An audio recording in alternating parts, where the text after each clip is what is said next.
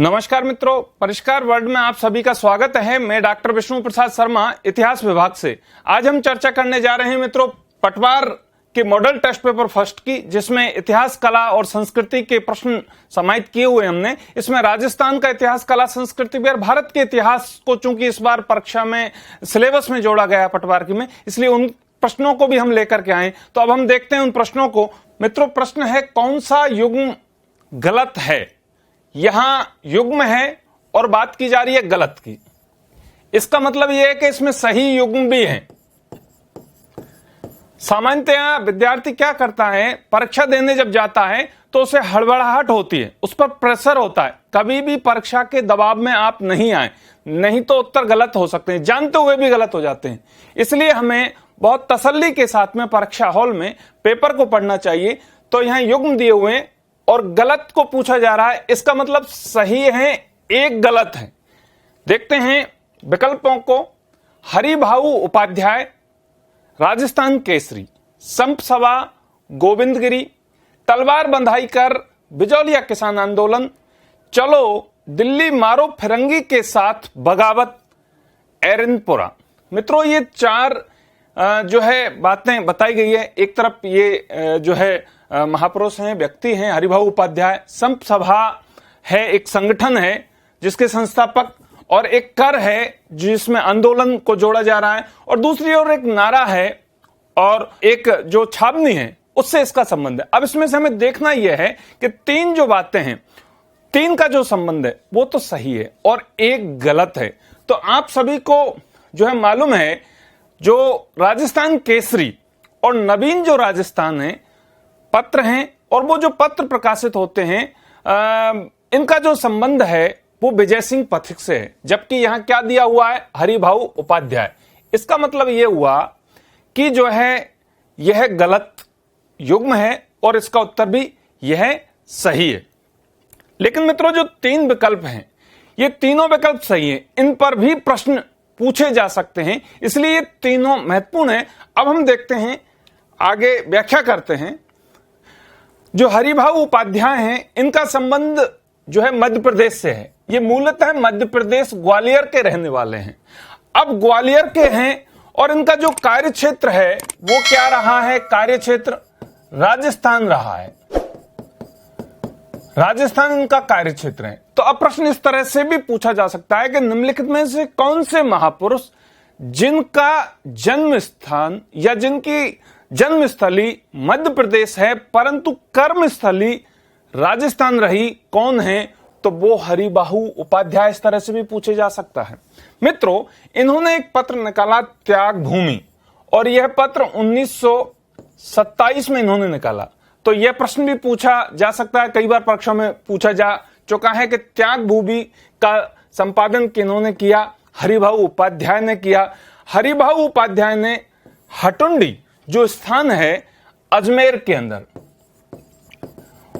वहां अजमेर में इन्होंने हटुंडी में गांधी आश्रम की स्थापना की। इन्होंने सस्ता साहित्य मंडल, हरिभाऊ उपाध्याय जी ने हटुंडी अजमेर में बनाया। गांधी आश्रम की स्थापना इन्होंने की, गांधी आश्रम की स्थापना की, और सस्ता साहित्य मंडल, सस्ता साहित्य मंडल की स्थापना भी की 1925 में। अब आप देखिए, इस प्रकार से ये जो फैक्ट्स हैं इन पर भी प्रश्न बन सकते हैं। तो मित्रों, हरिभाऊ जो उपाध्याय हैं एक प्रमुख व्यक्तित्व में है, और प्रमुख व्यक्तित्व आपके सिलेबस में है। अब चूंकि ये बहुत सारे होते हैं, हम अनेक जो घटनाओं का अध्ययन करते हैं, उन घटनाओं में अगर हम इस तरह से जो है इंगित करें, चिन्हित करें, तो निश्चित रूप से हमारा जो सिलेबस है वो कवर हो सकता है। तो मित्रों, हरिभाऊ उपाध्याय। अगला हम देखते हैं संप सभा। तो संप सभा एक सामाजिक धार्मिक सुधार के लिए बनाया गया संगठन था। गोविंद गिरी, जिन्हें हम गोविंद गुरु कहते हैं, और इसकी स्थापना 1883 में की थी। आपको मालूम होगा गोविंद जो गुरु है ये बंजारा परिवार से, परीक्षा में पूछा जा चुका है कि किस परिवार से इनका संबंध रहा है, तो ये बंजारा परिवार में इनका जन्म हुआ है।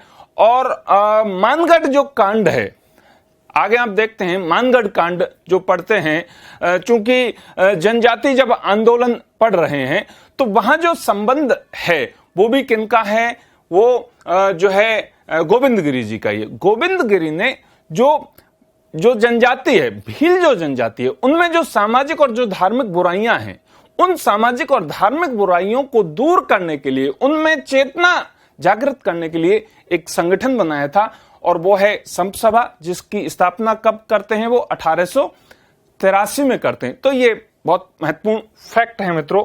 अगला हम देखते हैं तलवार बंधाई कर। आपको मालूम है बिजौलिया आंदोलन हुआ। बिजौलिया वर्तमान में कहां स्थित है? भीलवाड़ा जिले में है। यह प्रश्न पूछा जा सकता है, बिजौलिया की स्थिति क्या है? भीलवाड़ा में। बिजौलिया चूंकि ठिकाना है, बिजौलिया जो ठिकाना है उसके संस्थापक कौन हैं? अशोक परमार हैं बिजौलिया के। ये कौन है अशोक परमार? संस्थापक। अब अशोक जो परमार है, इनको ये जो बिजौलिया ठिकाना मिला, यह कब इनको मिला, किसके द्वारा दिया गया? तो 1527 में क्या होता है? खानवा का युद्ध। उस खानवा के युद्ध में अशोक परमार ने जो है महाराणा जो सांगा है उनका सहयोग किया। चूंकि बाबर और राणा सांगा के मध्य खानवा का युद्ध होता है, तो महाराणा जो सांगा है मेवाड़ के, उनकी ओर से युद्ध में भाग लेते हैं अशोक परमार, और उनकी सेवाओं से प्रसन्न होकर के उसके प्रतिफल में उन्हें कौन से ठिकाने की जागीर देते हैं? बिजौलिया के। तो प्रश्न बन सकता है बिजौलिया के संस्थापक कौन है? अशोक परमार। आप देखिए यहां अनेक प्रकार के जो है ठिकानेदारों के द्वारा लाग बाग लगाए जाते हैं, अर्थात विभिन्न प्रकार के कर लगाए जाते हैं और इससे असंतोष होता है। बिजौलिया आंदोलन के संदर्भ में आप पढ़ते हैं कि कृष्ण सिंह जी जो है 1903 में चबरी कर लगाते हैं। चबरी कर कब लगाते हैं? 1903 में। किसके द्वारा लगाया जाता है? राव कृष्ण सिंह के द्वारा। राव कृष्ण सिंह के द्वारा चबरी कर लगाया गया। चबरी कर का मतलब जब लड़की का विवाह होता है तो उस समय चबरी चढ़ाई जाती है, तो आपको टैक्स देना पड़ेगा। कहीं 5 रुपए का उल्लेख है, कहीं कहीं पर 13 रुपए का उल्लेख किया जाता है। तो जो किसान है उन्होंने अपनी बेटियों का विवाह स्थगित कर दिया कि हम विवाह नहीं करेंगे। राव जो कृष्ण सिंह है वो उसके लिए विवश होते हैं, इसमें जो है थोड़ी कमी की जाती है। बाद में आपने देखा कि पृथ्वी सिंह जब राव बनते हैं तो वो तलवार बंधाई कर लगाते हैं।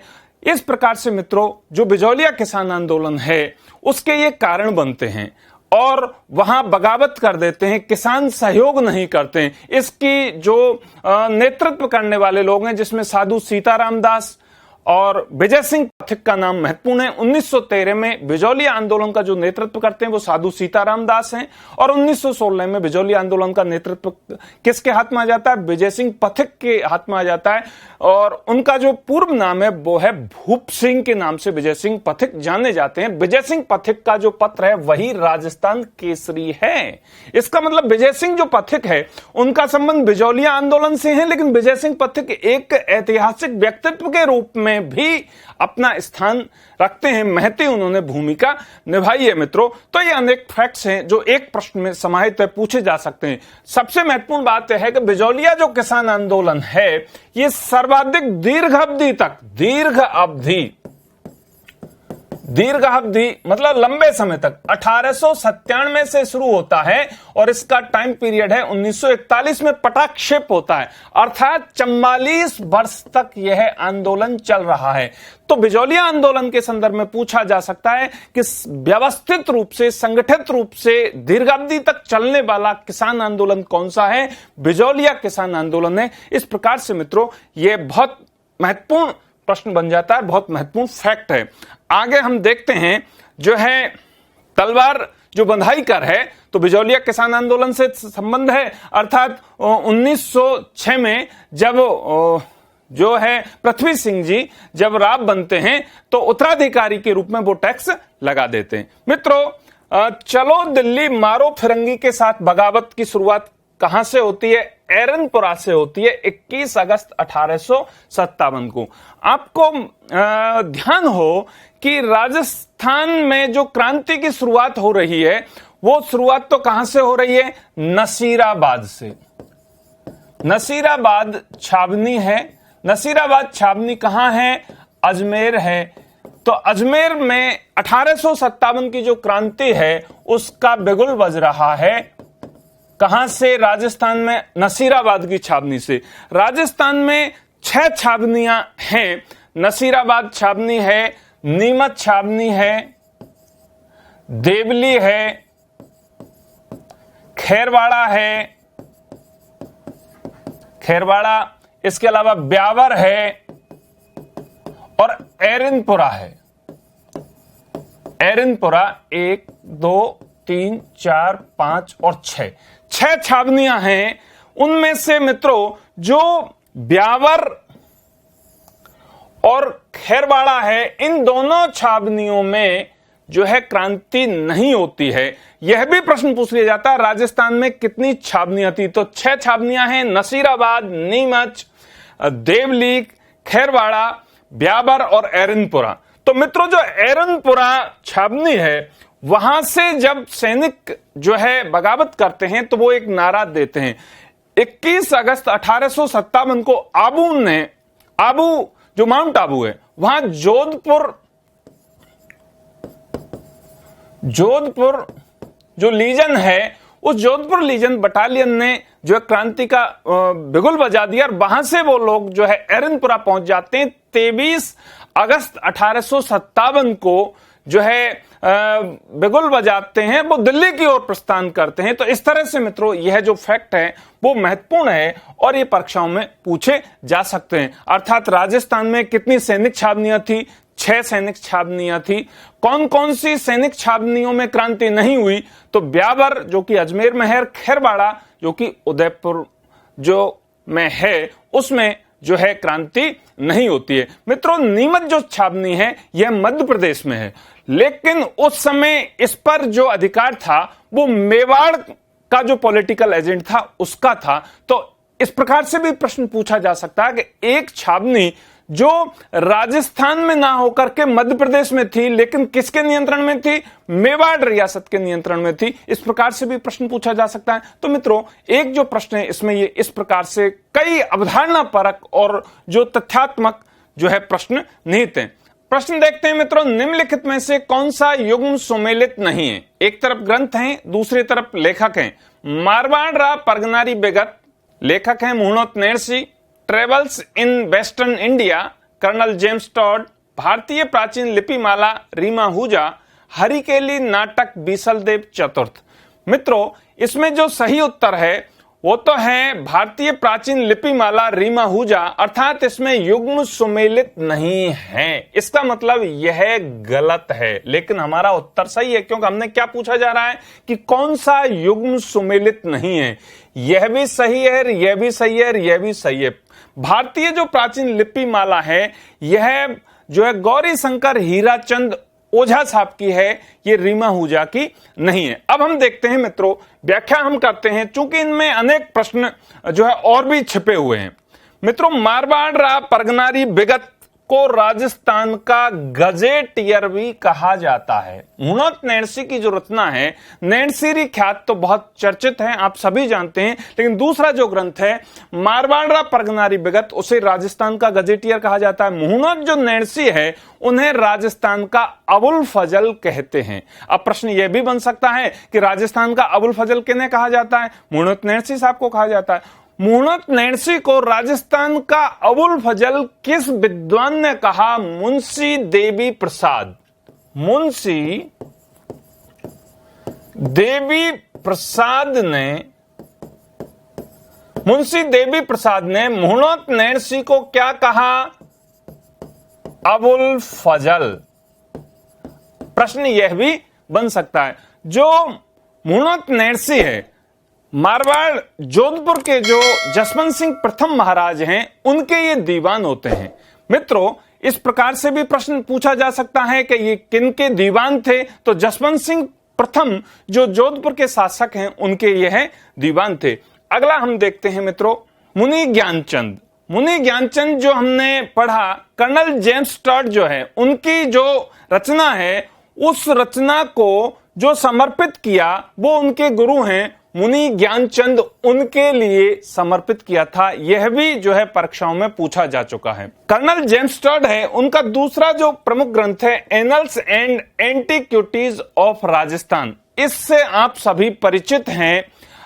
जो यह ग्रंथ है ये दो भागों में है। पहला जो भाग है वो 1829 में जो है पब्लिश होता है मित्रों। Annuls and antiquities of Rajasthan है, यह राजस्थान के इतिहास को जानने का एक हम कहें तो वैज्ञानिक ढंग से जो इतिहास का ग्रंथ है उसे हम मानते हैं मित्रों।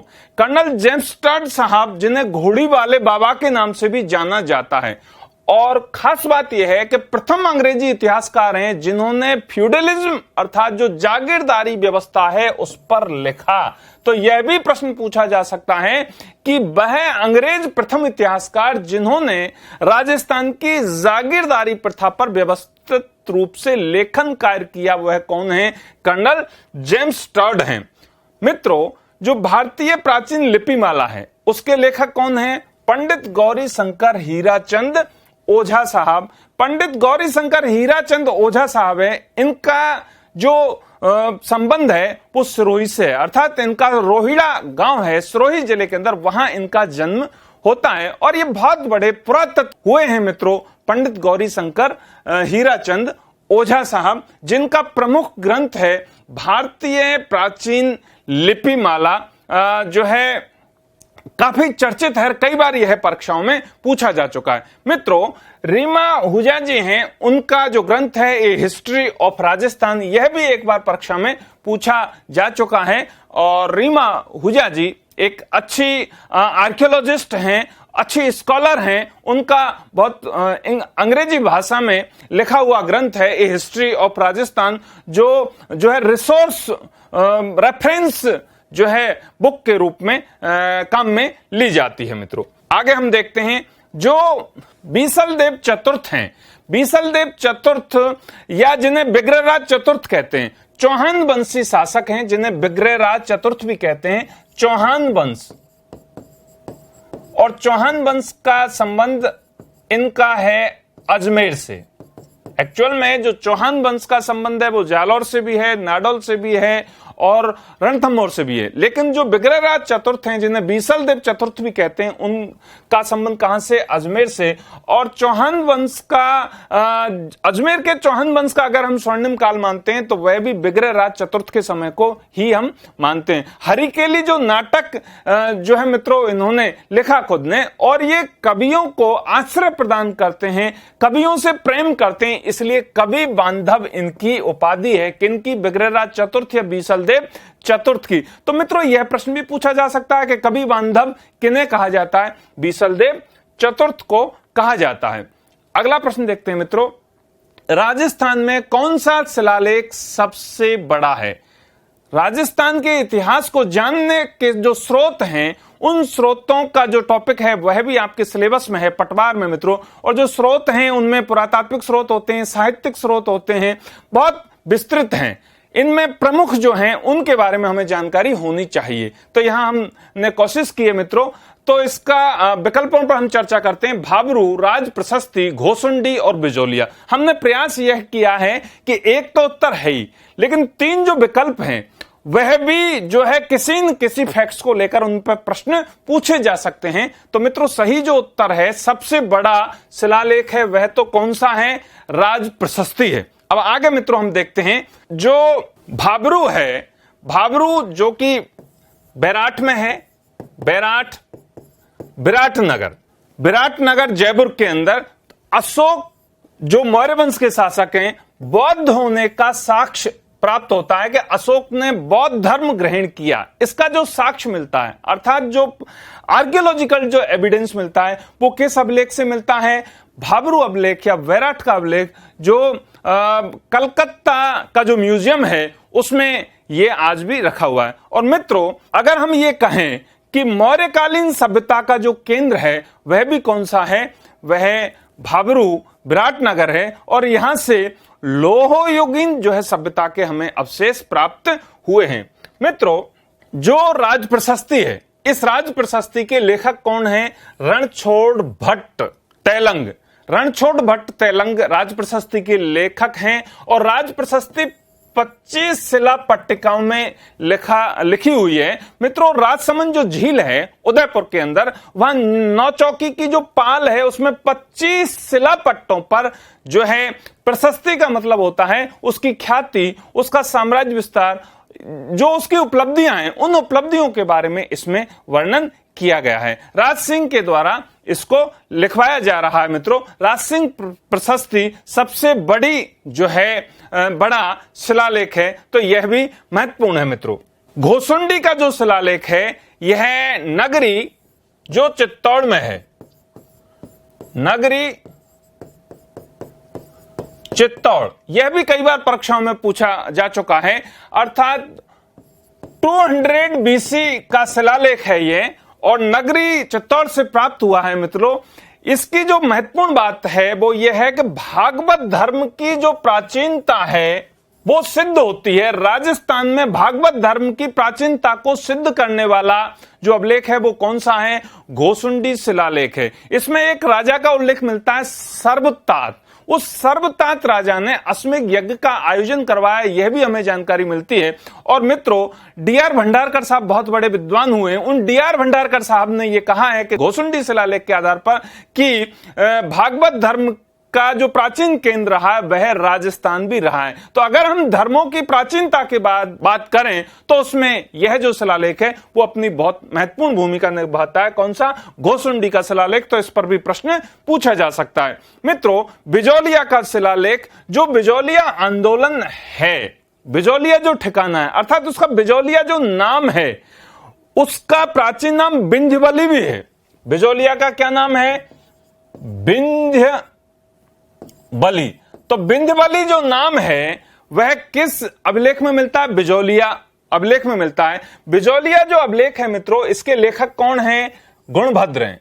गुणभद्र कौन है? बिजौलिया के लेखक हैं। इसमें चौहानों को वत्स गोत्रीय ब्राह्मण बतलाया गया है। तो चौहानों को वत्स गोत्रीय ब्राह्मण बतलाने वाला अभिलेख कौन सा है? बिजौलिया है। तो यह भी कई बार परीक्षाओं में प्रश्न पूछा गया है। तो इस प्रकार से मित्रों यह बहुत महत्वपूर्ण फैक्ट है। अगला हम प्रश्न देखते हैं, बनास संस्कृति निम्न में से किस स्थल से संबंधित है? बनास संस्कृति कालीबंगा, गणेश्वर, बैराठ, आहड़। तो इसका जो सही उत्तर है वह तो है आहड़। आहड़ जो उदयपुर में स्थित है, आपको मालूम है मित्रों, आहड़ जो नदी है वो बनास की सहायक नदी है।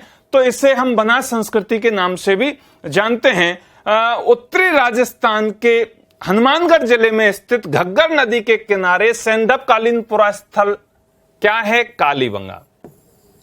कालीबंगा, कालीबंगा कहां स्थित है? हनुमानगढ़ जिले में है। किस नदी के किनारे है? घग्गर नदी के किनारे है। और यह सैंधवकालीन क्या है? पुरास्थल। यहां से क्या प्राप्त हुए हैं? जुते हुए खेतों के प्राचीनतम साक्ष्य मिले हैं। कहां से मिले हैं? कालीबंगा से। मित्रों, कालीबंगा का जो उत्खनन होता है वो 1952-53 में अमलानंद घोष के द्वारा होता है। तो अमलानंद घोष कौन है? उत्खनन करता है कालीबंगा के। कालीबंगा का शाब्दिक अर्थ होता है काली चूड़ियां। मित्रों, यहां छिद्रित कपाल खंड भी यहां से प्राप्त हुए हैं कालीबंगा से, अग्नि वेदिकाएं भी यहां से प्राप्त हुई हैं। तो बहुत सारे जो है फैक्ट्स हैं कालीबंगा के बारे में। अब मित्रों हम आगे देखते हैं। डॉक्टर दशरथ शर्मा ने कालीबंगा को सिंधु घाटी सभ्यता की तीसरी राजधानी बतलाया है। यह फैक्ट भी कई बार परीक्षाओं में पूछ लिया गया है कि सिंधु घाटी सभ्यता की तीसरी राजधानी किसे माना जाता है? कालीबंगा को। कालीबंगा को तीसरी राजधानी बतलाने वाले विद्वान कौन है? डॉक्टर दशरथ शर्मा, जिनका महत्वपूर्ण ग्रंथ है थ्रू दी राजस्थान। तो मित्रों यह एक बहुत बड़ी उपलब्धि है जिन्होंने दशरथ शर्मा साहब ने एक ग्रंथ लिखा है, राजस्थान का सबसे प्रामाणिक जो है वो है ग्रंथ माना जाता है। मित्रों, गणेश्वर ताम्रयुगीन पुरास्थल है जो सीकर जिले में स्थित है, कांतली नदी के किनारे है। कांतली नदी के किनारे कौन सा है? गणेश्वर। और ताम्रयुगीन है, अर्थात जो है ताम्रयुगीन जो सभ्यता का केंद्र है राजस्थान में, वह कहां स्थित है? गणेश्वर। किस नदी के किनारे है? कांतली नदी के किनारे। रतन चंद्र जो अग्रवाल साहब हैं, उनका इनसे संबंध है, उन्होंने यहां उत्खनन कार्य किया और यह किस जिले में स्थित है? सीकर जिले में स्थित है। तो इस प्रकार से मित्रों यह फैक्ट्स भी बहुत महत्वपूर्ण है। बैराट की चर्चा हमने पहले भी की है। लोहयुगीन सभ्यता की यहां से हमें जानकारी मिली है और महाभारत कालीन स्थल भी इसे माना जा रहा है। आपको पता होगा जब पांडवों को अज्ञातवास दिया जाता है तो वो 1 वर्ष का जो अज्ञातवास है वो कहां व्यतीत करते हैं? विराट राजा के यहां करते हैं, जो प्राचीन मत्स्य जनपद है, मत्स्य जनपद उसकी राजधानी भी है। तो जनपदकालीन राजस्थान की जो अगर हम प्राचीनता की बात करें तो वो कहां से सिद्ध हो रही है? बैराट से हो रही है। तो ये सारे जो फैक्ट्स हैं इस तरह से बहुत महत्वपूर्ण हो जाते हैं। आहड़ जिसको बनास संस्कृति कहते हैं मित्रों, इसके अन्य नाम भी है, आघाटपुर भी है, धूलकोट भी है, गोरे या कोठे यहां से प्राप्त हुए हैं। अब यह फैक्ट्स भी पूछे जा सकते हैं कि गोरे या कोठे। कोठे का मतलब जो अनाज भरने के लिए मिट्टी के बने हुए थे, गांव में कुठीला भी कहते हैं, आप सभी लोग जानते हैं। तो गोरे और कोठे कहां से प्राप्त हुए? जो है आहड़ से प्राप्त हुए। इसे आघाटपुर और धूलकोट नाम से भी जाना जाता है। तो इस प्रकार से मित्रों ये जो विकल्प हैं उन पर भी जो है प्रश्न बन सकते हैं, तो इन्हें हमको स्मृति में रखना आवश्यक है। अगला हम प्रश्न देखते हैं, आदि बराह की उपाधि जिस राजपूत शासक ने धारण की वह है। ये फैक्चुअल प्रश्न है, आदि बराह। लेकिन ये तो एक बात हो गई मित्रों, और वह कौन है? हम देखते हैं नागभट्ट प्रथम है, बिग्रहराज चतुर्थ है, मिहिर भोज है या पृथ्वीराज चौहान है। तो सही जो उत्तर है वो तो है मिहिर भोज। गुर्जर प्रतिहार वंश का शासक है मिहिर भोज, जिसने जो है उपाधि धारण की आदि बराह की। मित्रों, नागभट्ट जो प्रथम है इसके बारे में हम देखते हैं। नागभट्ट प्रथम जो गुर्जर प्रतिहार वंश का शासक है, इसने गुर्जर प्रतिहार वंश की स्थापना कहां की? जालौर में की। और इस नागभट्ट प्रथम को नागावलोक एवं दरबार को नागावलोक का दरबार कहा जाता है। अब यह प्रश्न बन सकता है परीक्षा में कि नागावलोक किसे कहा जाता है? नागभट्ट प्रथम को। और नागावलोक का दरबार किसे कहा जाता है? नागभट्ट प्रथम को। या गुर्जर प्रतिहार वंश की जो स्थापना राजस्थान में की, उसने जालौर को अपनी राजधानी बनाया, कौन सा शासक था? नागभट्ट प्रथम। आप भारतीय इतिहास के संदर्भ में देखें तो भारतीय इतिहास के संदर्भ में त्रिपक्षीय संघर्ष की बात आती है गुर्जर प्रतिहारों की, जिसमें गुर्जर प्रतिहार हैं, राष्ट्रकूट हैं और पाल वंशी शासक हैं। अर्थात जो कन्नौज को लेकर हर्षवर्धन की जब मृत्यु हो जाती है तो भारतीय इतिहास के संदर्भ में केंद्रीय सत्ता का जो है पराभव हो जाता है और क्षेत्रीय जो शक्ति है उसका प्रादुर्भाव होता है। तो शक्ति स्थापित करने के लिए, अपना वर्चस्व स्थापित करने के लिए संघर्ष होता है कन्नौज को लेकर के, गुर्जर प्रतिहार में, राष्ट्रकूट में और पाल वंश में। और अंततः जो सफलता मिलती है वो गुर्जर प्रतिहार वंश को मिलती है। मित्रों, उन्हीं गुर्जर प्रतिहार वंश में से नागभट्ट प्रथम है। तो मित्रों देखते हैं बिग्रहराज चतुर्थ। बिग्रहराज चतुर्थ जिन्हें कवि बांधव दिल्ली पर अधिकार करने वाला प्रथम चौहान शासक और चौहान शासन का स्वर्णकाल कहते हैं, जो पहले भी हमने फैक्ट्स पढ़ा। बिग्रहराज चतुर्थ जिन्हें बीसलदेव चतुर्थ भी कहा जाता है। तो मित्रों इन पर भी काफी प्रश्न पूछे जा सकते हैं। अगला हम देखते हैं कि जो आदि बराह है, उस आदि बराह की उपाधि धारण किसने की? मिहिर भोज ने की। किसने की? मिहिर भोज ने की। मिहिर भोज जो गुर्जर प्रतिहार वंश का है, प्रतिहारों में पितृहंता की संज्ञा इसे दी जाती है। किसको? मिहिर भोज को। मिहिर भोज के पिता रामभद्र की हत्या का आरोप लगाया जाता है। अब प्रश्न यह भी पूछा जा सकता है मिहिर भोज को जो आदि बराह की उपाधि दी जाती है उसका उल्लेख किसमें मिलता है? ग्वालियर अभिलेख में मिलता है। यह एक डेप्थ में प्रश्न बन जाता है मित्रों, क्योंकि पटवार का जो 2016 का अगर आपने देखा हो तो उसमें कुछ तैमे से प्रश्न आए। इसलिए मित्रों हमने प्रयास किया है कि जो राजस्थान के इतिहास को जानने के स्रोत हैं उनमें जो हम तह तक पहुंचे और उस गहराई का आपको एहसास हो सके। आगे देखते हैं मित्रों पृथ्वीराज चौहान, जिन्हें पृथ्वीराज तृतीय के नाम से जाना जाता है। अगर हम बात करें पृथ्वीराज चौहान की, तो तराइन का प्रथम युद्ध और तराइन का द्वितीय युद्ध जो महत्वपूर्ण है, आप सभी जानते हैं, पृथ्वीराज चौहान और मोहम्मद गौरी के मध्य लड़ा जा रहा है। कब लड़ा जा रहा है? 1191 में तराइन का प्रथम युद्ध लड़ा जा रहा है, और जो द्वितीय युद्ध है वो 1192 में लड़ा जाता है मित्रों। तो 1191 में तराइन का जो पहला युद्ध है उसमें विजय जो श्री का वरण होता है वो किसको होता है? पृथ्वीराज चौहान को होता है। लेकिन जो तराइन का द्वितीय युद्ध है उसमें पृथ्वीराज चौहान हार जाते हैं और मोहम्मद गौरी जीत जाते हैं। तो यह भी मित्रों प्रश्न जो पूछे जा सकते हैं। चंद्रबरदाई का नाम आपने सुना होगा, इनको जो आश्रय मिलता है वह भी पृथ्वीराज चौहान के द्वारा दिया जाता है, और उन्होंने एक महत्वपूर्ण ग्रंथ लिखा जो है पृथ्वीराज रासो। पृथ्वीराज रासो में जो राजपूतों की उत्पत्ति है अग्निकुंड से मानी जा रही है, तो अग्निकुंड से राजपूतों की उत्पत्ति मानी जाती है, यह जो सिद्धांत है वो पृथ्वीराज रासो का है। और रासो, अगर हम साहित्य की बात करें तो प्राचीन जो रासो साहित्य है वह भी पृथ्वीराज रासो ही माना जाता है। इस प्रकार से भी प्रश्न पूछा जा सकता है। राय पिथौरा और दल पंगुल की उपाधि जो है किसकी है? वह भी पृथ्वीराज चौहान की है। तो मित्रों पृथ्वीराज चौहान से संबंधित अनेक प्रश्न बनते हैं। आगे मित्रों हम देखते हैं अगला प्रश्न, अकबर के नवरत्नों में से किसने बंगाल, उड़ीसा एवं बिहार में अफगानों के विद्रोह को दबाने में अहम भूमिका निभाई? यह महत्वपूर्ण बात यह है, जो पकड़ने की बात है उत्तर को कैसे पकड़ें। अकबर के नवरत्न, इसका मतलब अकबर के नवरत्नों के बारे में हमें जानकारी है, तो बंगाल, उड़ीसा और बिहार के बारे में अगर हमें पता नहीं है तो भी हम इस प्रश्न को कर सकते हैं। राजस्थान से जो व्यक्ति हैं जो अकबर के नवरत्न रहे हैं उसमें जो है कछवाहा वंश के जो शासक थे, जिन्हें सबसे पहले अगर हम करें कि वैवाहिक संबंध स्थापित किए तो वो तो कौन थे? भारमल थे। और भारमल का बेटा कौन है? भगवान दास है।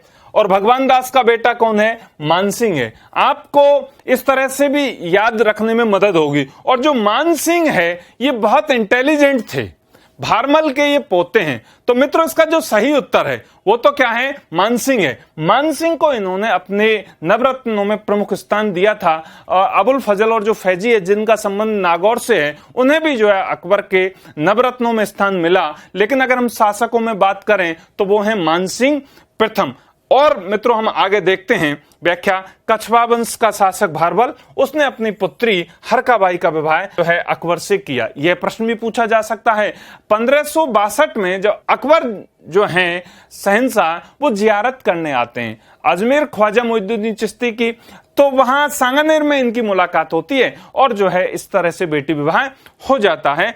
मित्रों देखते हैं मित्रों, मानसिंह प्रथम जो है 1562 से 1614 तक मुगल दरबार में सेवा देने वाले जो है शासक रहे। तो मित्रों ये फैक्ट्स बहुत महत्वपूर्ण है, अर्थात दीर्घावधि, एक लंबी अवधि तक, कितने वर्ष तक? 52 वर्ष तक मुगल दरबार में अपनी सेवाएं देने वाले जो कछवा वंश के शासक हैं वो कौन है? मानसिंह प्रथम है। मानसिंह प्रथम जिन्हें उच्च मनसब भी देते हैं और अकबर इन्हें फरजंद की उपाधि भी देते हैं। फरजंद का मतलब होता है पुत्र। और मित्रों जो उच्च मनसब दिया वह 7000 का मनसब था। आपको अगर ध्यान हो तो हल्दी घाटी का जो युद्ध होता है, उस हल्दी घाटी के युद्ध में अकबर की सेना का जो नेतृत्व करते हैं वो कौन करते हैं? मानसिंह प्रथम ही करते हैं। उधर महाराणा प्रताप की सेना का नेतृत्व करते हैं वो कौन है? हकीम खां सूरी है। तो मित्रों मानसिंह जो प्रथम है वही शिला देवी को ला रहे हैं। तो मानसिंह प्रथम का बहुत ही महत्वपूर्ण योगदान है हमारे इतिहास में, राजस्थान के इतिहास के संदर्भ में बहुत महत्वपूर्ण स्थान है मानसिंह प्रथम का। मित्रों अकबर ने भगवान दास जो भारमल के पुत्र हैं उन्हें 5000 का मनसब दिया और इन्हें बांका राजा कहा करते थे। अब प्रश्न पूछा जा सकता है कि बांका राजा अकबर के द्वारा किसके लिए प्रयुक्त हुआ है? तो वो हुआ है भगवान दास के लिए। मित्रों भगवान दास जो हैं उन्होंने अपनी पुत्री है मानाबाई। मानाबाई किनकी पुत्री है? भगवान दास की पुत्री है। इसका जो विवाह है वो किसके साथ में करते हैं? जहांगीर जो कि सलीम हैं। और मित्रों इनका जो पुत्र है वो होता है खुसरो। आपको मालूम है जो खुसरो है और जो खुर्रम है, जो खुर्रम कौन है? शाहजहां है। तो जहांगीर का पुत्र बाद में जो शाहजहां है वो शासक बनता है, खुसरो नहीं बनता है। मित्रों, तो मानव का जो विवाह है वो किसके साथ में हो रहा है? जहांगीर के साथ में हो रहा है। यह भी एक महत्वपूर्ण फैक्ट है जो परीक्षाओं में पूछा जा सकता है। आगे हम देखते हैं, शाहजहां ने जयसिंह प्रथम को मिर्जा राजा की उपाधि दी। यह भी महत्वपूर्ण फैक्ट है। मिर्जा राजा की उपाधि जयसिंह प्रथम को किसने दी? शाहजहां ने दी। तो मित्रों, इस प्रकार से महत्वपूर्ण फैक्ट हैं ये। अब अगला प्रश्न हम देखते हैं, निम्नलिखित में से कौन सा युग्म सुमेलित नहीं है? यहां भी जो पूछा जा रहा है युग्म है लेकिन सुमेलित नहीं है। इसका मतलब 3 है, कन्हैयालाल सेठिया, लीलटास, अल्लाह जलाई बाई, मांड गायिका, जसनाथी संप्रदाय, अग्नि नृत्य, कामड़िया पंथ, देव जी।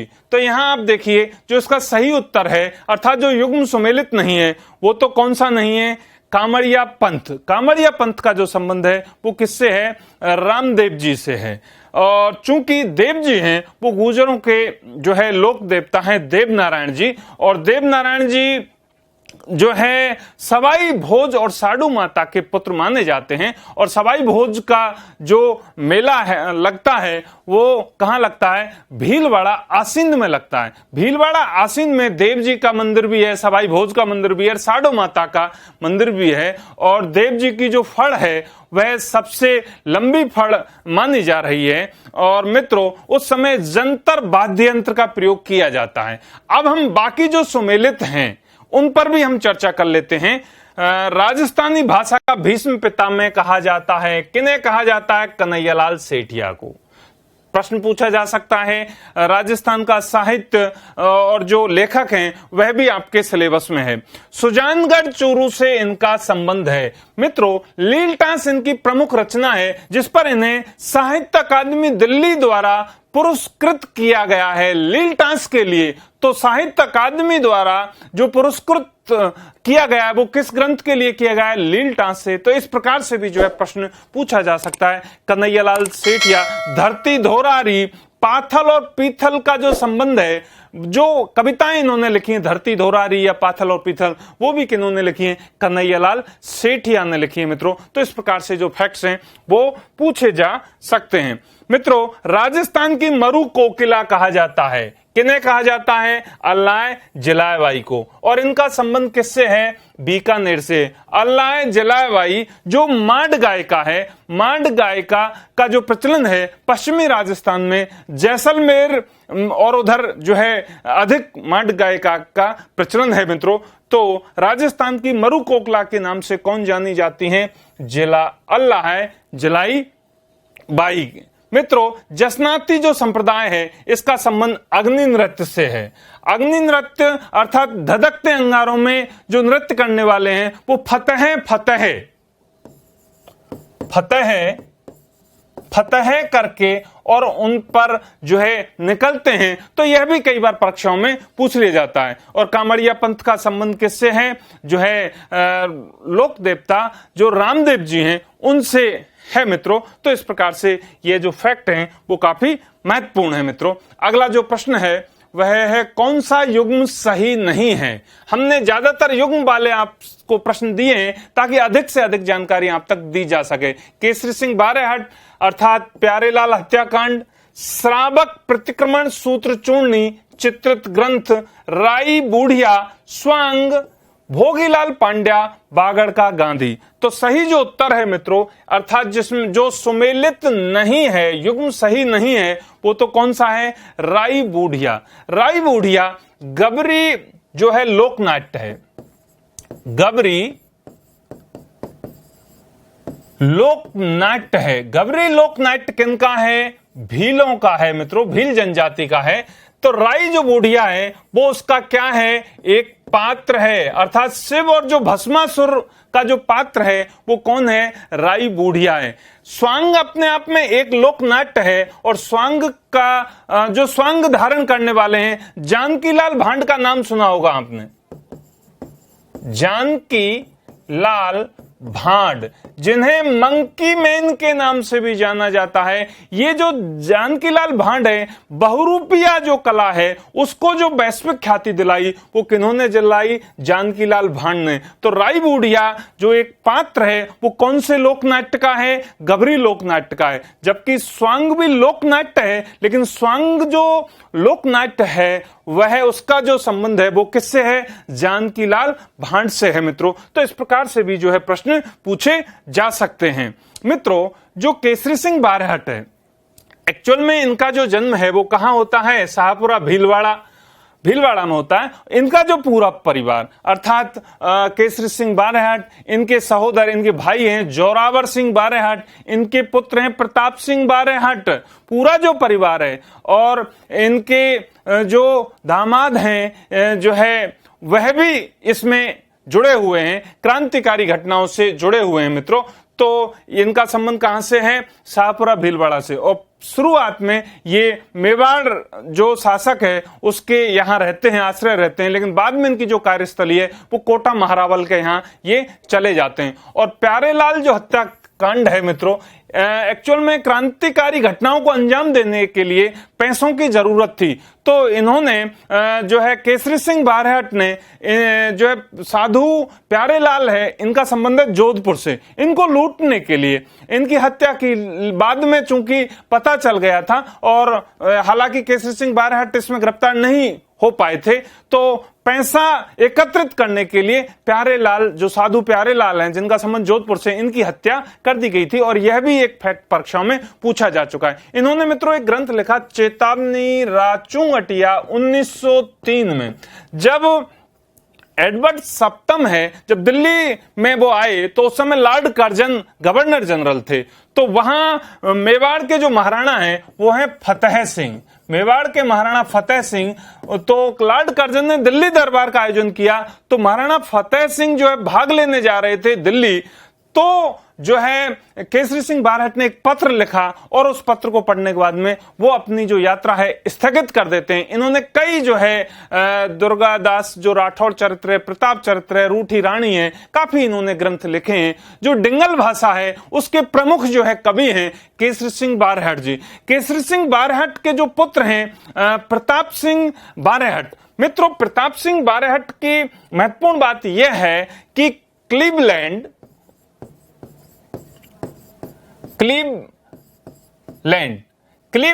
जो कि निदेशक हैं गुप्तचर विभाग के, तो जब प्रताप सिंह को पकड़ लिया जाता है और बरेली जेल में उनको रखा जाता है, तो जब उनको फांसी दी जा रही थी तो उनसे पूछा था एक बार कि भाई आपकी मां है वह रो रही है, अगर आप हमें उन क्रांतिकारी घटनाओं के बारे में, योजनाओं के बारे में बतला देंगे तो हम आपको मुक्त कर देंगे। प्रताप सिंह बारहट कहते हैं कि मेरी मां अगर रोती है तो उसे रोने दो, मैं एक मां को हंसाने के लिए हजारों माओं को रुला नहीं सकता। यह बात कही, किसने कही? प्रताप सिंह बारहट ने कही। कई बार मित्रों यह परीक्षाओं में पूछ लिया जाता है। क्लीवलैंड बहुत प्रभावित होता है प्रताप सिंह बारहट से और बरेली की जो जेल है उसमें उनको शहादत मिलती है। तो यह भी फैक्ट्स पूछा जा सकता है, किस जेल में जो है शहादत मिली? बरेली की जेल में। किनको? प्रताप सिंह को, प्रताप सिंह बारहट को। 1939 में कोटा में शहीद हो जाते हैं जोरावर सिंह बारहट। फिर जो है जो केसरी सिंह बारहट है, ये अनेक जो आरोपों में, नीमाद हत्याकांड और उनमें गिरफ्तार कर लिए जाते हैं। हजारीबाग जेल में इन्हें बिहार भेज दिया जाता है। जब ये वहां 1940 में वापस आते हैं तो इनके जो पुत्र हैं और जो भाई हैं वो अपनी शहादत दे चुके होते हैं, फिर काफी टूट जाते हैं, लेखन का ये काम करते हैं। और 22 वर्ष की उम्र में इनके जो पुत्र प्रताप सिंह बारहट हैं वो इस तरह से शहीद हो जाते हैं। तो मित्रों बहुत महत्वपूर्ण फैक्ट है इनके बारे में जो परीक्षाओं में पूछे जा सकते हैं। मित्रों, श्रावक प्रतिक्रमण सूत्र जो चूर्णी है, यह मेवाड़ जो शैली है अर्थात जिसको उदयपुर शैली कहते हैं, यह प्राचीनतम शैली मानी जाती है। किसकी? राजस्थान की जो चित्रकला शैली है उसमें प्राचीनतम जो चित्रकला शैली है वो कौन सी है? मेवाड़ शैली या उदयपुर शैली। उसका प्रथम चित्रित ग्रंथ है श्रावक प्रतिक्रमण सूत्र चूर्णी। और इस श्रावक प्रतिक्रमण सूत्र चूर्णी को जो है गुहिल वंशी शासक है, तेज सिंह शासक है मित्रों, इन्होंने इसको बनवाया। और कमल चंद्र जो हैं वो कौन है, चित्रकार हैं। तो ये जो फैक्ट हैं ये महत्वपूर्ण है कि श्रावक प्रतिक्रमण सूत्र चूर्णी है, चित्रित ग्रंथ, इसका निर्माण किस शासक के समय हुआ, तेज सिंह के समय, और चित्रकार कौन थे, कमल चंद्र थे। तो ये भी महत्वपूर्ण फैक्ट हैं जो पूछे जा सकते हैं क्योंकि आपके सिलेबस में चित्रकला भी है। मित्रों आगे हम देखते हैं, जो भोगीलाल पांड्या हैं इन्हें बागड़ का गांधी कहा जाता है।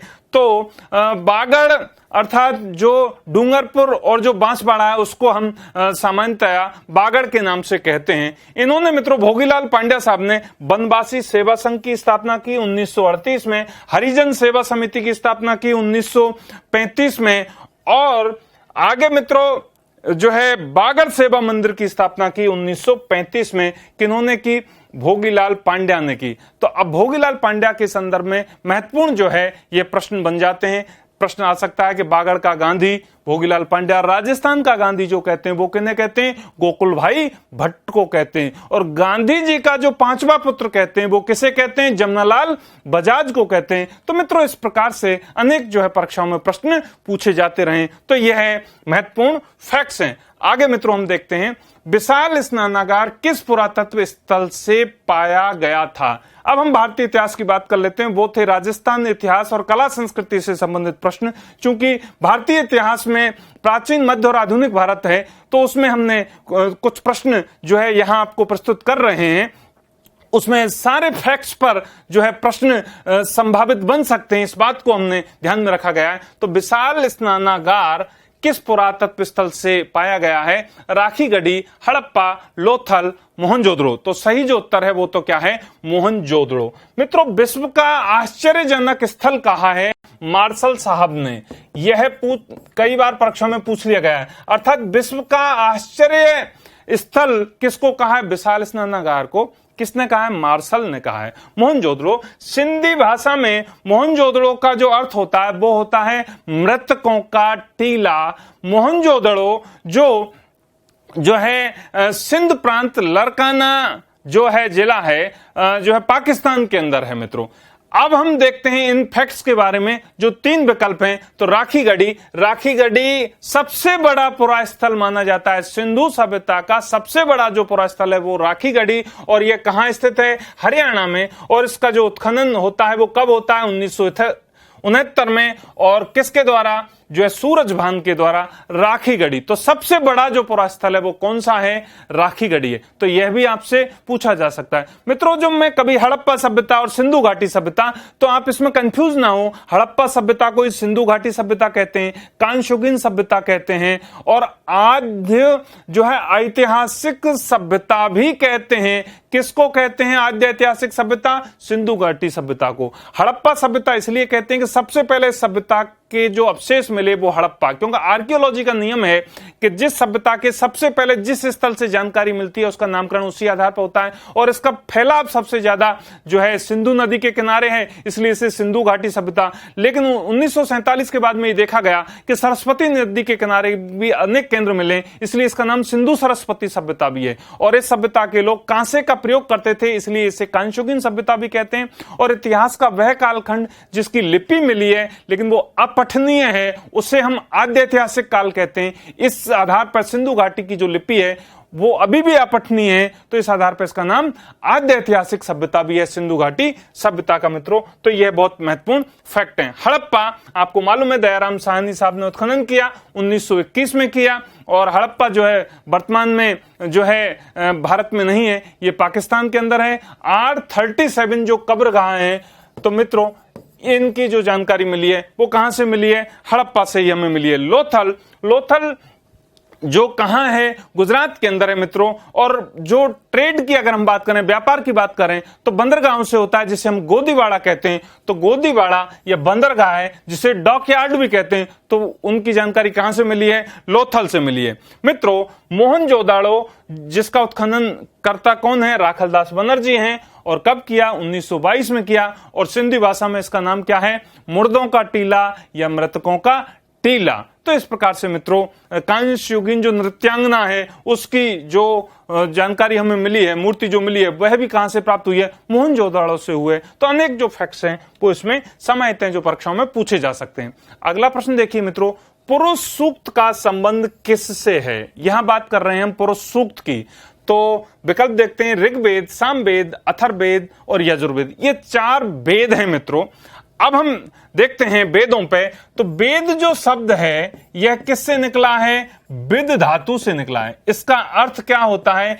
ज्ञान या जानना। इसका मतलब जो ज्ञान का खजाना या जानना। वेद, वेद के अन्य नाम भी हैं श्रुति।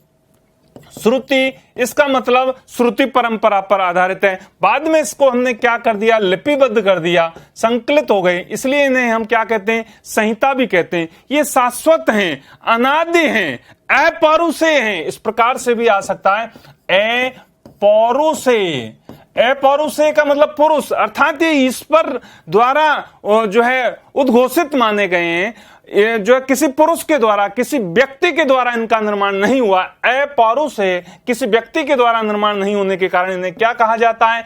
अपौरुषेय। तो यह भी मित्रों परीक्षा में पूछा जा सकता है। अब ये जो वेद हैं वो कितने हैं? 4 वेद हैं जो आप देख रहे हैं, लेकिन यहां पूछा जा रहा है पुरुष सूक्त का संबंध किससे है? तो ये उत्तर तो है ऋग्वेद। अर्थात पुरुष सूक्त की महत्वपूर्ण बात यह है मित्रों कि यहां हमारे जो समाज में जो वर्ण व्यवस्था का प्रचलन है, तो जो वर्ण है वो कितने हैं? वर्ण 4 हैं। कौन कौन से वर्ण हैं? ब्राह्मण वर्ण है, क्षत्रिय है,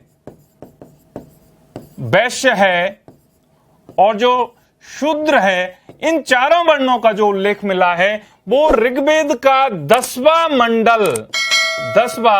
मंडल और उस 10वें मंडल के भी पुरुष सूक्त में हमें जानकारी मिली है। हालांकि ऋग्वेद में जो वर्ण व्यवस्था है, वर्ण का जो अर्थ है वो किससे लिया गया है? रंग से लिया गया है, अर्थात जो वृत्ति से लिया गया है, व्यवसाय से लिया गया है। उत्तर वैदिक काल में जो वर्ण है वो जन्म आधारित हो जाते हैं, जबकि वैदिक प्रारंभिक जो वैदिक काल है वहां तक जो वर्ण है वो कर्म आधारित है मित्रों। तो पुरुष सूक्त का संबंध किससे है? ऋग्वेद से है। ऋग्वेद के 10वें मंडल से है जिसमें वर्ण व्यवस्था की जानकारी मिलती है। मित्रों ऋग्वेद है, इसका उपवेद है आयुर्वेद। ऋग्वेद का उपवेद क्या है? आयुर्वेद है। जो ऋग्वेद है मित्रों, ऋग्वेद में 10 मंडल हैं, 1028 सूक्त हैं, लेकिन कई बार पूछ लिया जाता है इसका उपवेद क्या है? इसके जो पुरोहित हैं, जो ऋग्वेद है इसका जो पुरोहित है उसे क्या कहते हैं? होता कहते हैं। होता किसे कहते हैं? ऋग्वेद के पुरोहित को कहते हैं। ऋग्वेद की जो विषय वस्तु है वो है देवताओं की स्तुति, अर्थात देवताओं की स्तुति जिसमें की जाती है। विषय वस्तु वह क्या है? जो है किस देवताओं की स्तुति किसमें की जाती है? ऋग्वेद में की जाती है। तो ये देवताओं की स्थिति जो है स्तुति, ये इसकी विषय वस्तु है। होता इसका क्या है? पुरोहित है, अर्थात मंत्रों का उच्चारण करने वाला। और आयुर्वेद क्या है? उपवेद है। इसमें मंडल कितने? 10 हैं। ये बहुत महत्वपूर्ण फैक्ट हैं जो पूछे जा सकते हैं। मित्रों सोम देवता का जो उल्लेख है ऋग्वेद के 9वें मंडल में है। जो सविता है, सविता की अगर हम बात करें या हम बात करें जो है जो गायत्री है, गायत्री जो मंत्र है, इसका संबंध भी किससे है? ऋग्वेद से ही माना जा रहा है। तो अनेक जो फैक्ट्स हैं ऋग्वेद से संदर्भ में मित्रों। अगला हम देखते हैं सामवेद। सामवेद जिसका उपवेद क्या है? गांधर्व वेद है। संगीत, अर्थात संगीत का संबंध किससे है? सामवेद से है, जिसमें गेयात्मकता हो। और मित्रों अथर्ववेद है जिसका संबंध किससे है? शिल्प वेद से, अर्थात जादू टोना, तंत्र मंत्र, चिकित्सा विज्ञान, इसका संबंध किससे? अथर्ववेद से। और यजुर्वेद का उपवेद क्या है? धनुर्वेद। तो ये तो क्या है? इनके उपवेद। कई बार ये पूछ लिया जाता है कि वेद और उनके उपवेद। तो ऋग्वेद का उपवेद आयुर्वेद, सामवेद का गंधर्ववेद, अथर्ववेद का शिल्पवेद और यजुर्वेद का धनुर्वेद। मित्रों इनकी जो विषय वस्तु है, आयुर्वेद जो ऋग्वेद है इसकी विषय वस्तु क्या है? देवताओं की स्तुति। जो सामवेद है इसकी विषय वस्तु जो वस्तु है वो क्या है? संगीत। अथर्ववेद की क्या है? जादू, टोना, तंत्र मंत्र, चिकित्सा विज्ञान। और यजुर्वेद की क्या है? यज्ञ। और मित्रों, यजुर्वेद गद्य और पद्य में लिखा गया है। यह प्रश्न कई बार पूछ लिया जाता है, गद्य और पद्य में लिखा जाने वाला जो वेद है वो कौन सा है? यजुर्वेद है। इनके मित्रों ब्राह्मण ग्रंथ भी है। वैदिक जो साहित्य है उस वैदिक साहित्य में जो है वेद आता है, ब्राह्मण ग्रंथ आते हैं, ब्राह्मण ग्रंथ, आरण्यक और उपनिषद। ये चार को मिलाकर के हम कहते हैं वैदिक साहित्य। वैदिक साहित्य में वेद, ब्राह्मण ग्रंथ, आरण्यक और उपनिषद। मित्रों, ये जो उपनिषद हैं इन्हें हम वेदांत कहते हैं, अर्थात वैदिक साहित्य का अंतिम भाग और वेदों का सार तत्व निहित होने के कारण उपनिषद को क्या कहा जाता है? वेदांत कहा जाता है। वेदांग अलग हैं, जो वैदिक साहित्य हैं वो चार हैं, लेकिन उपनिषद इनके अंतिम भाग है, इसलिए उपनिषद को क्या कह रहे हैं? वेदांत। क्या कह रहे हैं उपनिषद को? वेदांत।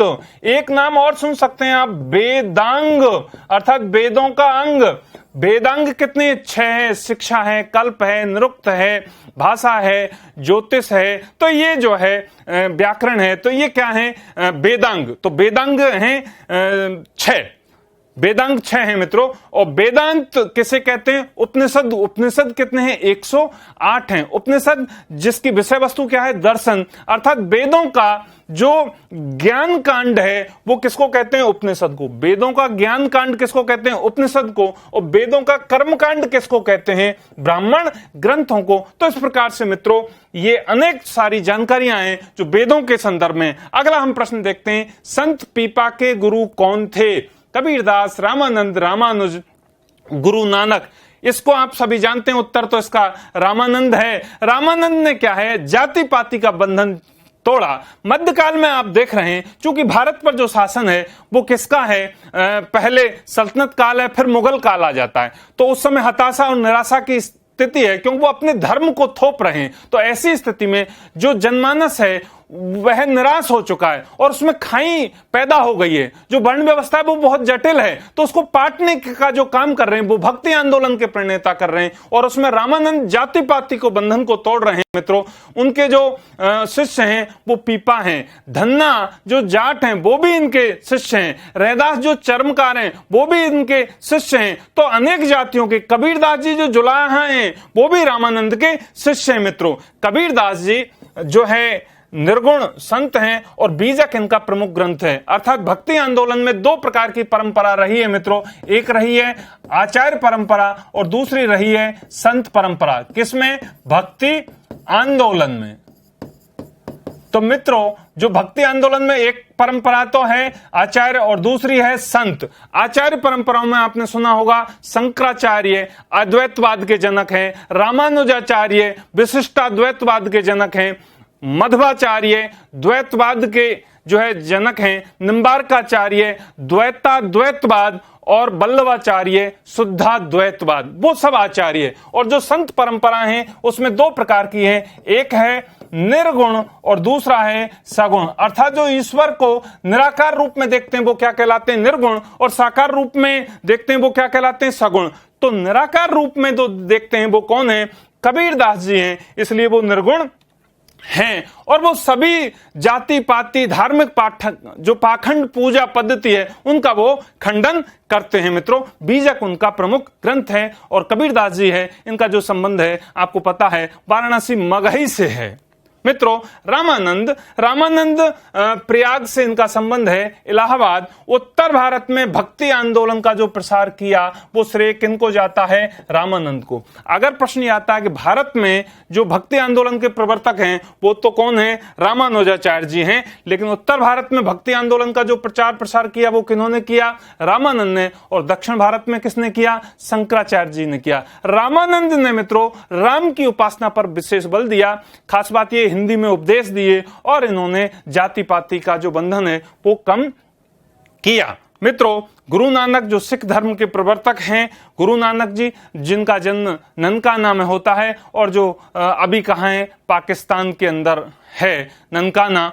तो गुरु नानक साहब जो 10 गुरु हुए हैं सिख परंपरा में, उसमें पहले गुरु कौन है? गुरु नानक हैं। इस प्रकार से मित्रों यह बहुत महत्वपूर्ण प्रश्न है। संत जो पीपा हैं, आपको अगर ध्यान हो तो इनका संबंध कहां से है? झालावाड़ से है, और वहां के ये शासक हैं, लेकिन ये जो है अपने उस राजपाट को त्याग देते हैं और क्या हो जाते हैं? ये साधु बन जाते हैं, संत पीपा के नाम से जाने जाते हैं। तो बहुत सारे हैं, दूल्हे के वेश में रहने वाले जो है रज्जब जी हैं, जो सांगानेर के हैं। तो मित्रों अनेक जो है इस प्रकार से भक्ति आंदोलन में जो संत हुए, धन्ना जी हैं, इनका संबंध कहां से? धन्ना जी का टोंक से है, रज्जब जी का कहां से? सांगानेर से है। और सुंदरदास जी हैं, सुंदरदास जी का संबंध कहां से? दौसा से है। दादू दयाल जी भी राजस्थान नरैना में इनका संबंध है। 52 उनके शिष्य होते हैं जिन्हें 52 स्तंभ भी कहते हैं। तो अनेक सारे इसमें मित्रों फैक्ट्स हैं। अगला प्रश्न देखते हैं, पानीपत का प्रथम युद्ध किसके मध्य हुआ?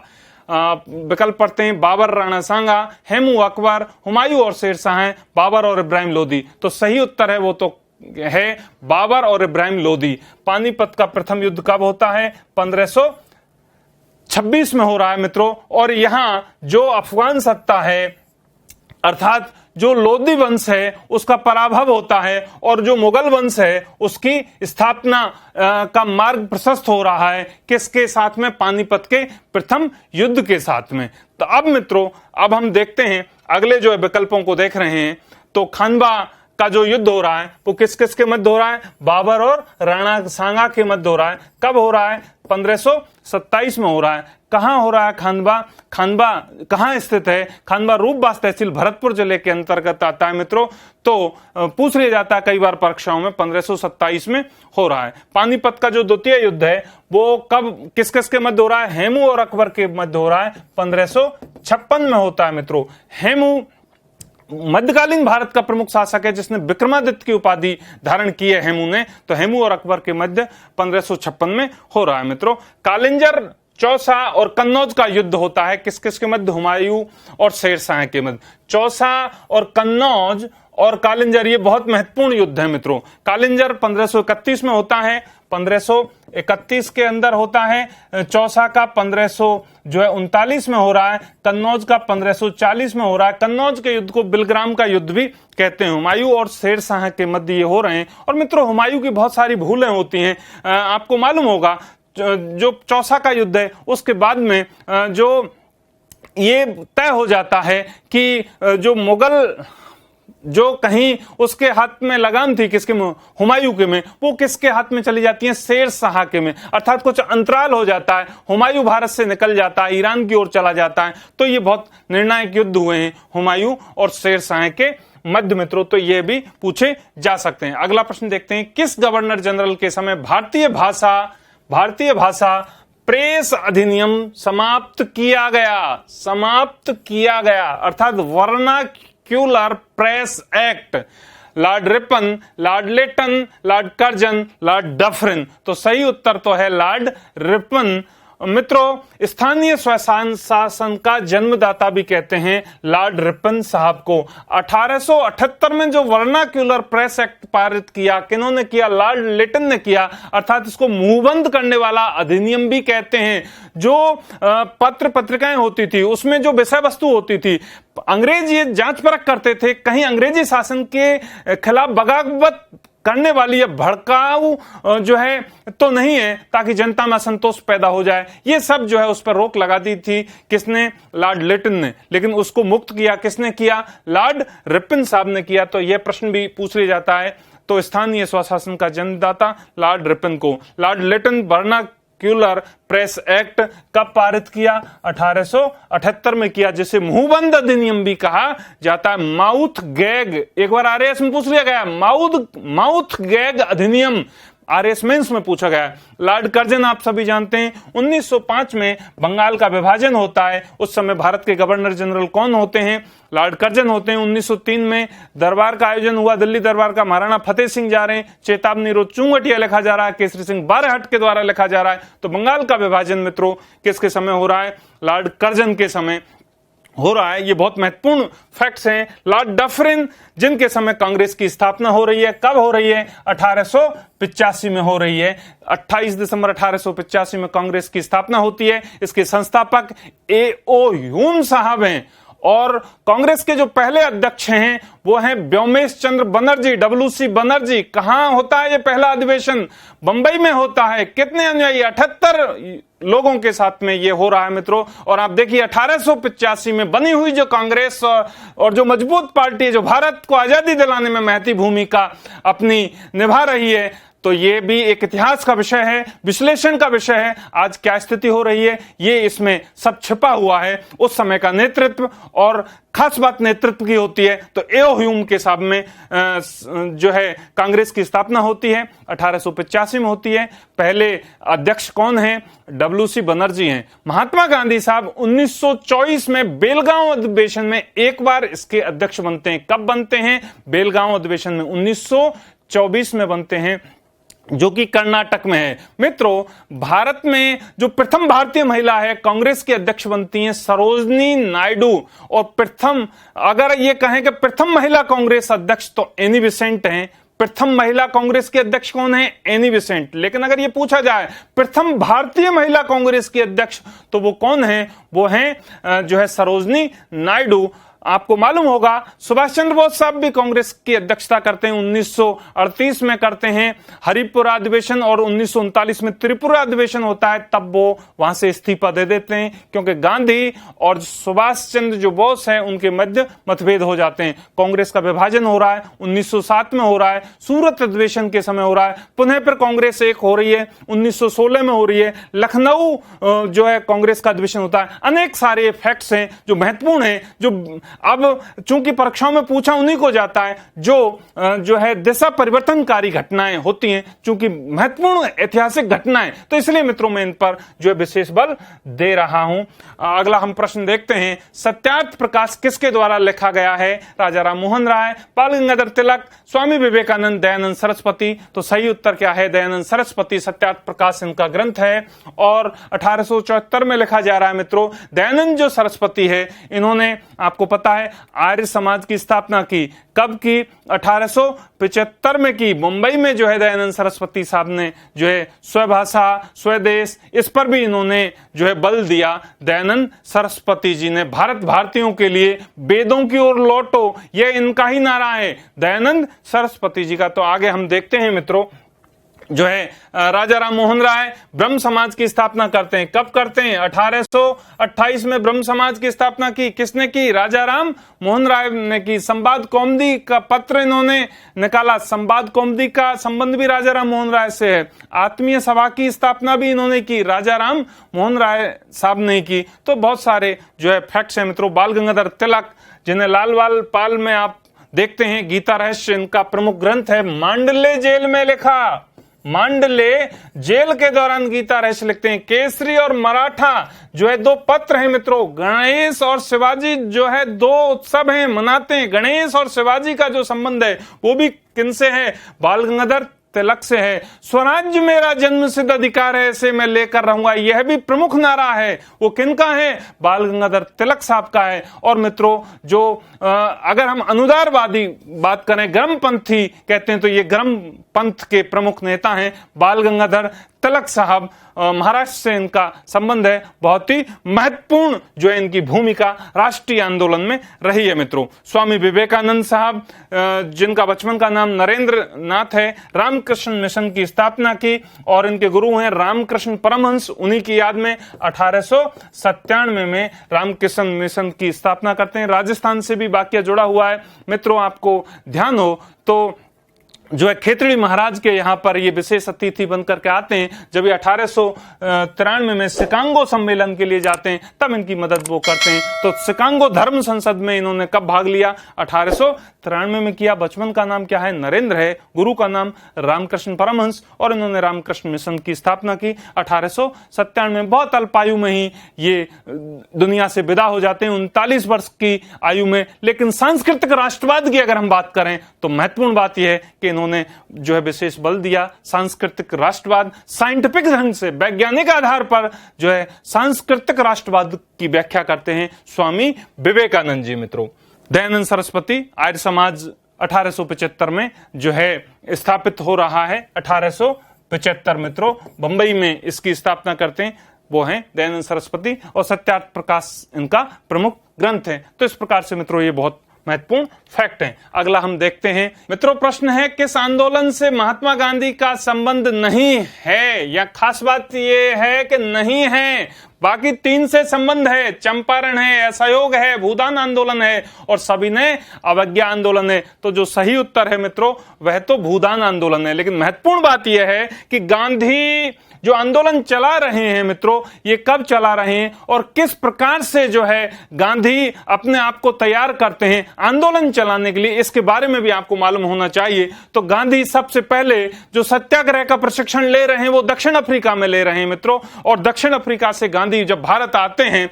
तो वो कब आते हैं? 1915 में आते हैं। 9 जनवरी 1915 को भारत लौटते हैं। और भारत जब यहां आ जाते हैं तो उस समय की राजनीतिक जो हालातें हैं उनको समझने के लिए वह जो है गोपाल कृष्ण गोखले हैं, उनसे मिल रहे हैं। गोपाल कृष्ण गोखले जो राजनीतिक गुरु माने जा रहे हैं, किनके? महात्मा गांधी के।